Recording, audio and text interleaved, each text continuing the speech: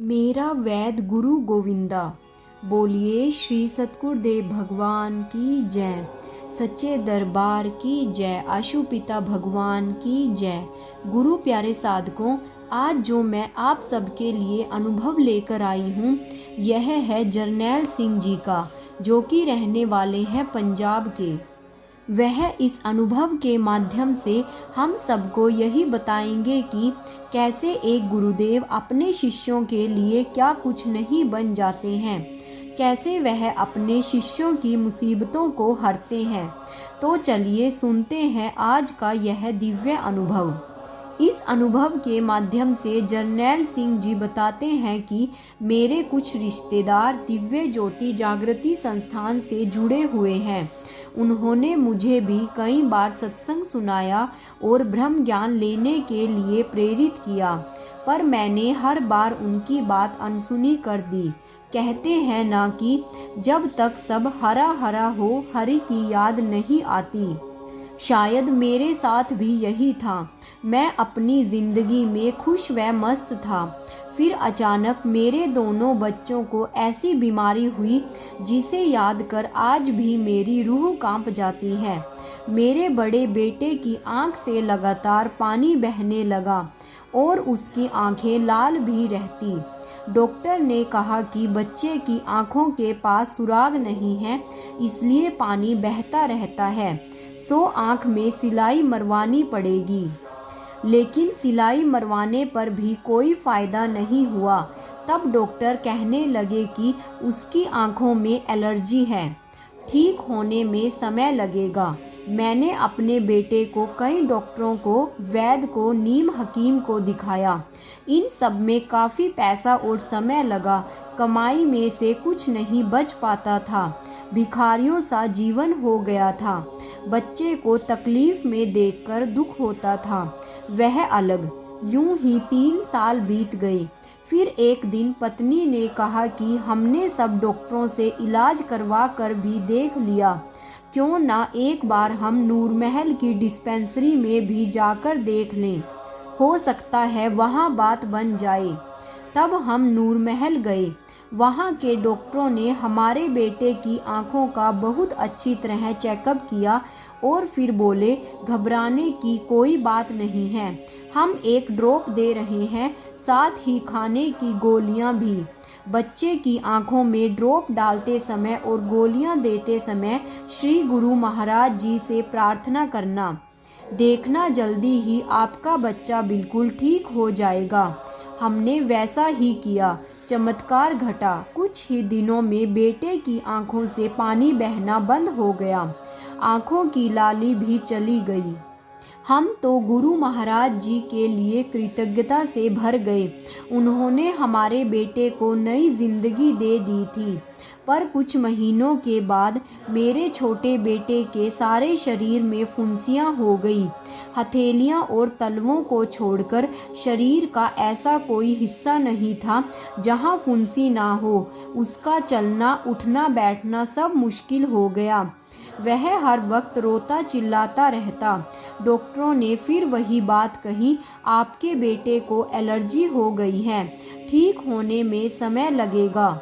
मुझे समझ नहीं आ रहा था कि यह एलर्जी हमारे ही बच्चों के पीछे हाथ धोकर क्यों पड़ गई है। और इस बार हमने बिना देरी किए नूरमहल का रुख किया।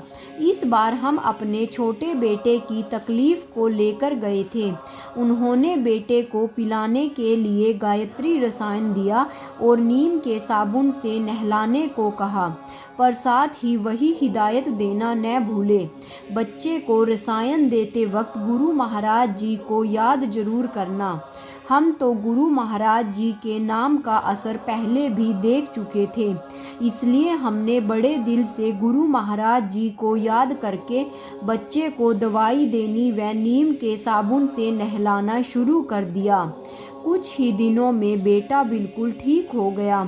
अब तो इस बात में कोई संदेह ही नहीं था कि गुरु ही महावैद्य है। तभी तो अनुभवियों ने कहा है कि मेरा वैद्य गुरु गोविंदा।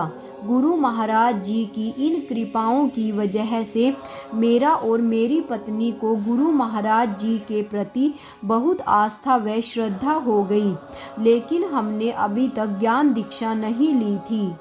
और एक दिन हमारे एक रिश्तेदार ने, जो गुरु महाराज जी से दीक्षित थे, हमें समझाया, भाई साहब, आपने अपने बच्चों के तन के रोग तो ठीक करवा लिए, परंतु अपने मन के रोगों का इलाज कब करवाओगे? और यह दरबार एक ऐसा पूर्ण दरबार है जहाँ तन के रोग, मन के विकार, चित्त के संस्कार सब समाप्त हो जाते हैं और आत्मा को आनंद मिलता है। आप अधूरा लेकर क्यों तृप्त हो गए? आगे बढ़िए और ब्रह्म ज्ञान को लेकर आंतरिक आनंद को पाइए। मुझे उनकी बात जच गई और मैंने व मेरी पत्नी ने ज्ञान के लिए नाम लिखवा दिया। कुछ महीने सत्संग सुनने के बाद मेरी पत्नी को भी ज्ञान दीक्षा मिल गई, पर मुझे नहीं मिली।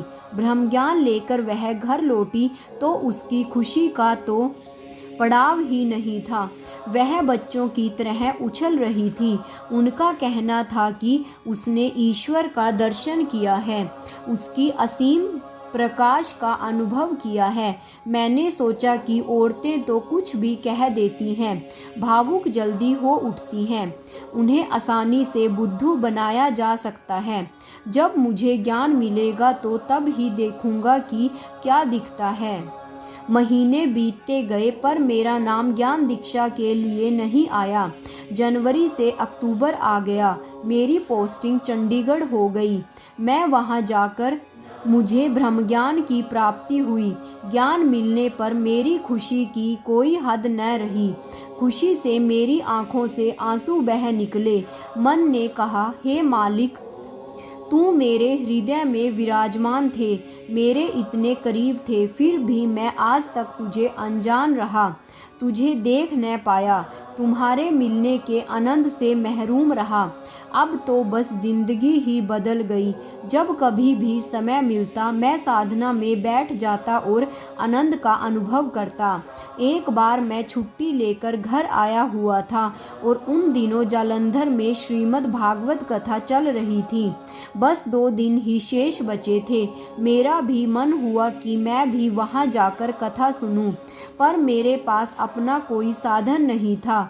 घर से कथा स्थल भी काफ़ी दूर था, इसलिए आना जाना मुश्किल था। सबसे बड़ी बात, कथा से लौटते हुए रात के 1 बजते थे। फिर बिना अपने वाहन के वहां कैसे जाया जा सकता था? यही सोचकर मैं मन मसोस कर रह गया। शाम को करीब 6 बजे मैं और मेरी पत्नी किसी काम से बाजार के लिए निकल पड़े। रास्ते में टीवीएस मोटरसाइकिल का शोरूम पड़ा। शोरूम के एक मोटरसाइकिल देखकर मेरी पत्नी बोली, देखो ना, कितनी सुंदर मोटरसाइकिल है, मुझे यह चाहिए। इतने में ही शोरूम का डीलर बाहर आया और बोला कि फौजी साहब, हम यह मोटरसाइकिल फौजी कैंटीन के थ्रू भी देते हैं। वह डीलर मुझे जानता था और यह भी कि मैं फ़ौज में काम करता हूँ।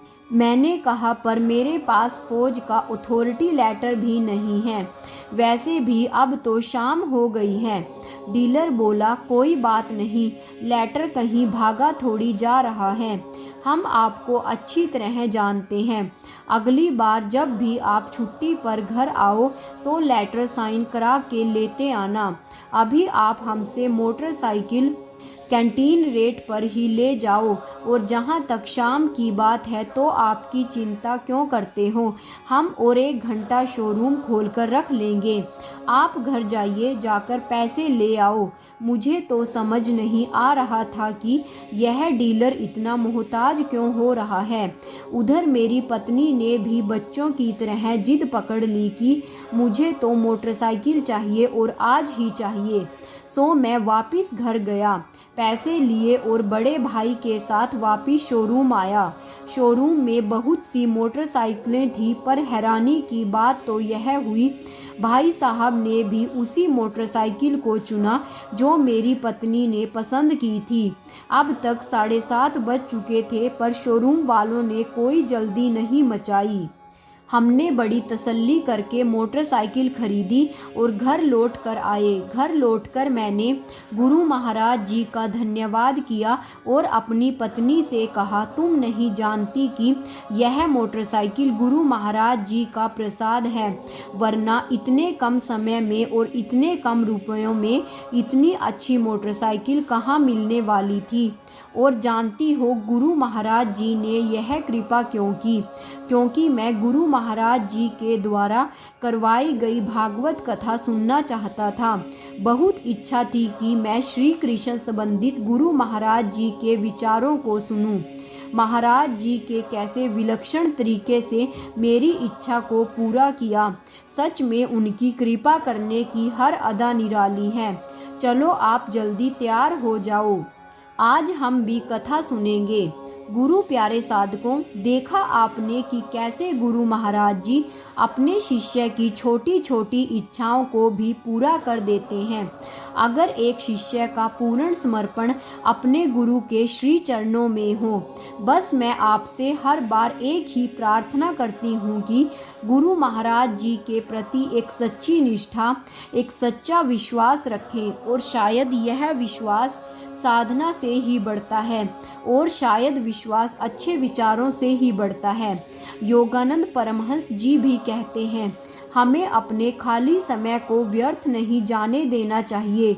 हमें अपनी खाली समय में या तो अच्छी पुस्तकें या अच्छे विचारों को ग्रहण कर और या फिर साधना करके उसका यूटिलाइजेशन करना चाहिए। बस हमें उन महान संतों के दिखाए मार्ग पर चलना चाहिए और ऐसे ही ईश्वर की तरफ अपने हर एक दिन को बढ़ाते चलना चाहिए। हम गुरु की तरफ बढ़ते चलें, इसी के साथ कि आप गुरु के प्रति एक सच्ची निष्ठा रखेंगे, साधना सुमिरन में अपने मन को लगाएंगे और गुरु महाराज जी का आशीर्वाद हमेशा प्राप्त करेंगे। इसी के साथ मैं आज के इस दिव्य अनुभव को यही समाप्त करती हूँ। तो बोलिए श्री सतगुरुदेव भगवान की जय, सच्चे दरबार की जय, आशुपिता भगवान की जय।